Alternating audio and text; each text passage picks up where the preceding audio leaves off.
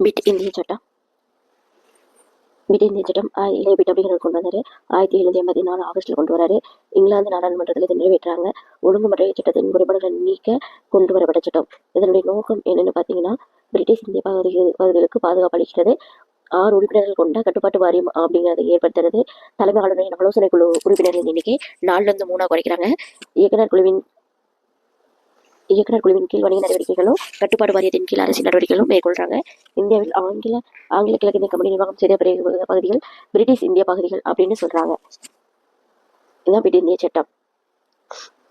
Bit இந்திய திருத்தச் சட்டம் 1786 கொண்டு வராங்க. தேவை ஏற்பட்டால் ஆலோசனை குழுவின் முடிவினை நிராகரிக்க தலைமை ஆளுநருக்கு அதிகாரம் கொடுக்குறாங்க.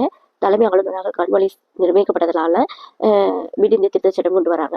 கவர்னர் ஜெனரல் மற்றும் கமாண்டர் இன் சீஃப் ஒன்றிணைக்கிறாங்க. கார்ன்வாலிஸ் பிரபு தான் மிகுந்த அதிகாரங்களுடன் நியமிக்கப்பட்ட முதல் தலைமை